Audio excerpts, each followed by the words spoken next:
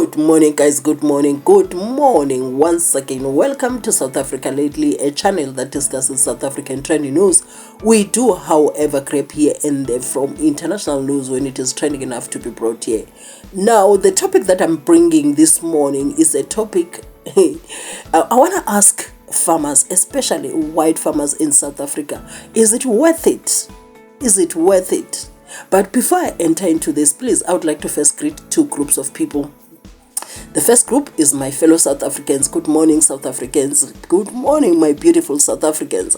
And the second group that I'd like to greet is our foreign nationals who are here in South Africa legally. Guys, we appreciate you, we love you, and we appreciate the fact that you have gone through the process of being in South Africa. We highly appreciate that. And I know any South African that loves South Africa will appreciate that, because we are not saying we are an island that whereby we must not have any foreign national in our country. That would be cuckoo, that would be madness. So now, to South Africans that assist illegal immigrants to be in South Africa and go as far as giving them the IDs that should belong to South Africans and make South Africans suffer, I say, you know what, you unpatriotic one, who unto you? You need to check yourself. When you get dressed in the morning and you look at yourself in the mirror, you must know that you are worth nothing, absolutely nothing. Regardless whether we know you or we don't know you, but you know yourself this morning as you get dressed going to work, knowing the things that we have done, knowing the things that we are yet to do in assisting illegal immigrants, people who are not vetted to be in South Africa. You know what? Now that's set aside. I would like to ask the South African farmers, and especially the white farmers, is it worth it? Is it worth it taking somebody that comes from outside South Africa that you don't even know their history, all in the name of cheap labor? Is it worth risking your lives? Because we have a situation whereby we know the numbers of the unaliving of farmers in their farms. So when you bring such people into your farm to work for you, how do you sleep peacefully when you have somebody in your yard that is not vetted and you don't even know the background? Is it worth it? Are you not increasing the chances of being unalived by the people that you don't know that are in your yard? No fingerprint, no ID, no what, people that are untraceable, all in the name of cheap labor. All right. Now, if you think I'm exaggerating, maybe like these ones, South Africans don't want to work, which we have proven time and time again that South Africans actually do want to work. Because for the longest time before this grant, South Africans were living and they were working. Now, I want to make you an example how much you're risking your lives by doing such a thing in a country that is like this. No political, your DA, your ANC, your all the political parties. Even sometimes I even think the DA is trying to serve their people. Yay! I want to make you an example. I want to show you something, how much you are risking your lives and increasing the statistics in South Africa of such a unfortunate situation that is happening in the farms. I saw that Zimbabwe currently has a serious issue of illegal mining as well. But the thing is, I've seen that there's a video that I've seen. It was an interview by GJSPU interviewing one guy who used to have a business in Zimbabwe, a South African guy who had a business in Zimbabwe and unknowingly hired the Zimbabwean Zamazamas. All right? I'm getting somewhere. So he then discovered how violent they are. And they told him, because he was waiting for him to get money from somewhere so that he could pay them. Someone came to him and said, "Hey Baba, if you don't pay these people, I don't know whether tomorrow or what, if you don't pay these people, they will unalive you. They will unalive you. Make sure you pay these people." And he said, then it dawned that he had hired the Zamazamas, right? So now it is said, after Zimbabwe closed all the mines. They had their own Operation Volume Code. They closed this illegal mining. You know what? So now there's a height, and you must know that those people who were doing this summer things, it is said that they were ex-military, ex-cops, and people who are armed, people who are very violent. As South Africa is always importing such people on a daily basis, those people come to South Africa. And the records from Stilfontein mine show that the majority of the people that are in that underground, that are doing that zama thingy out there, are mostly Zimbabweans, Lesotho, Mozambique, and what? Yes, mostly Lesotho, Mozambique, and Zimbabwe. So now, when you look at such things, it is said the people under there are armed. We have seen the videos. We have seen, forget the children that are coming out now, who are also forced into labor.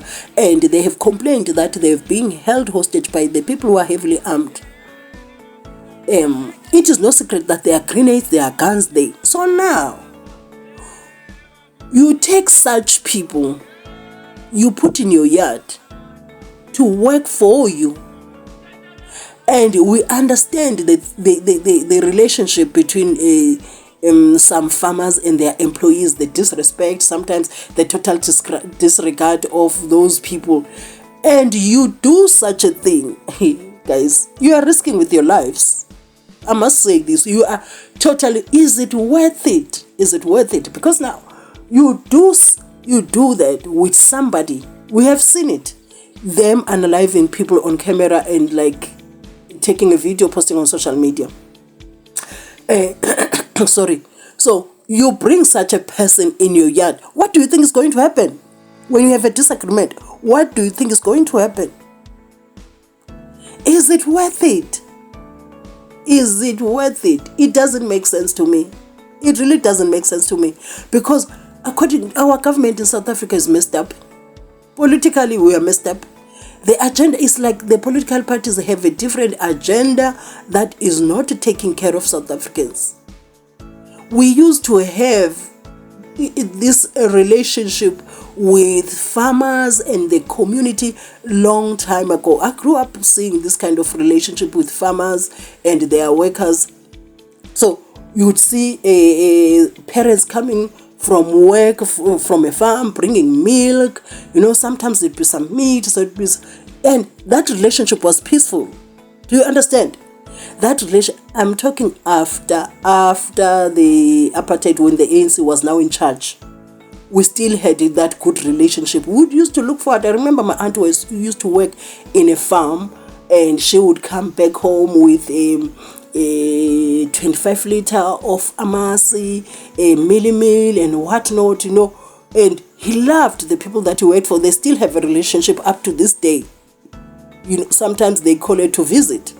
So when you look at such things now, you have there at Stilfontein, we have the majority. When I say majority, I don't even know what I'm saying, because it looks like everyone. But I'm going to say majority. Majority is Lesotho, Mozambique, Zimbabwe. And these are the same people that the farmers choose to employ. My goodness, you're risking your lives. Is it worth it? Is it worth it? Is it worth it? Make it make sense to me. Is it worth it? All in the name of cheap labor, guys. And you know what? Some of these people are in fancy restaurants. People that have no care for human life. They are in restaurants where people swipe their cards. That is why sometimes you find people being followed for their Rolex watches, because you have zamazamas in restaurants, followed by for their watches up until they get to their gates, followed from the airports. Please do not, please walk with me here. I'm not saying South Africans don't do that, but we don't need an increased number of such activities by the people who are in South Africa illegally. You know that is spiritual. The point I just made there, it is spiritual. Please don't miss it. We don't need an increased number. And as I've said in another video, whoever gets in anything that you get easy access to, you end up not valuing that thing. People no longer value being in South Africa because we just say, you know what, free for all.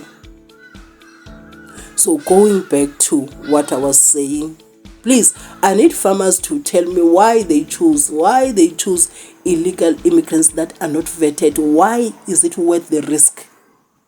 I need to hear that, because guys, you know what? Before before I close this.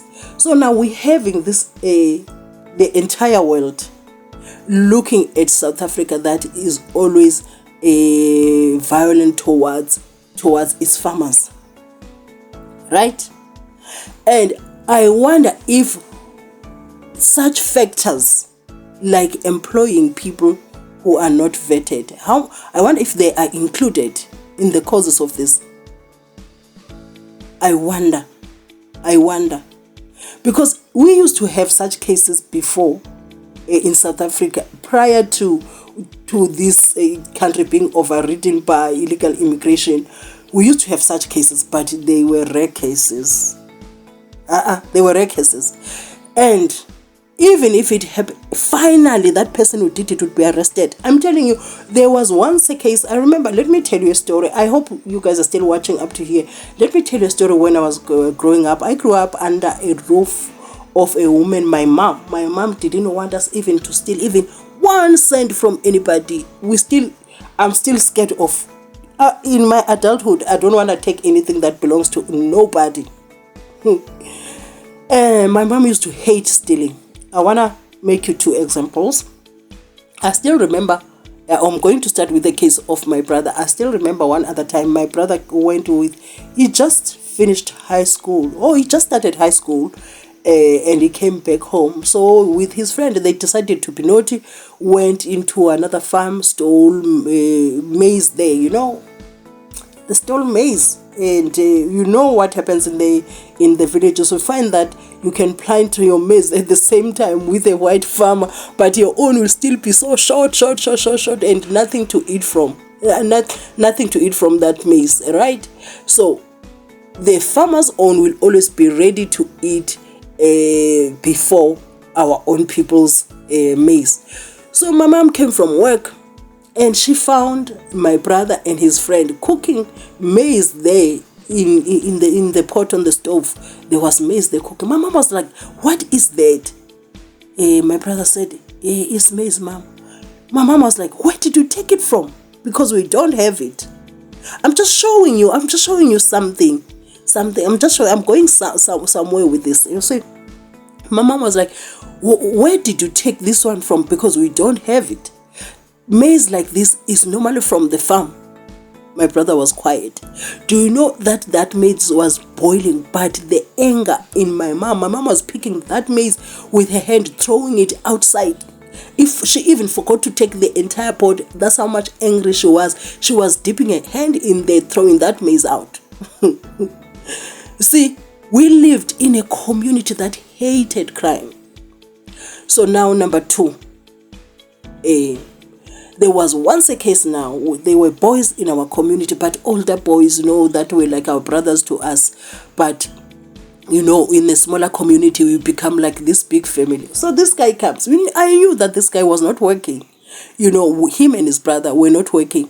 Then he comes to my house carrying one radio, beautiful radio, but it was broken. It was new. It was a new radio. You could tell that this radio was new wherever it came from, but it was broken. It didn't have the back cover. And when you looked at where the back cover was removed, you could tell that this was a pink radio with a green backing. And I have a very sharp mind. I have a very sharp mind. I'm sorry to say so, but my mind is very sharp. But it is unfortunate that today I'm not a billionaire, but I have a very sharp mind. And then I saw, mind you, at that time I didn't mingle with any white person. I'm a proper village girl. So now I saw that radio. I was like, where did you take this radio from? She was like, no, I bought it, but I don't know the story. He told me a story that I didn't understand. I was like to him, but I would say this is a white person's radio, because the way, the colors, I have not seen anybody in our community with such a radio. I would think these colors are white people's colors. Most the magazines are there to see. Even if you're in the village, you kind of feel or see the type of stuff that white people liked. And then he decided, you know what? The change in his face, he decided to take that radio and went back home to his house. And then the following day, people that are not working brought into their house. Brought into their house the furniture, the bedroom suits, the big hi-fi system. Things were suddenly happening. They had their mother, and the mother never questioned them. And he came to our house praising them. I was like to my mom was confused. I was like, Mama, do you know that so-and-so came here and he was carrying a radio that I would say, according to me, is a white person's radio. There's a possibility that these people have robbed a white man's farm somewhere. And the way I say it is super scary. I don't know what else could have happened, but that thing does not look good. My mom was like, I suspected. But now, how come their mother came here to gloat over the stuff, right?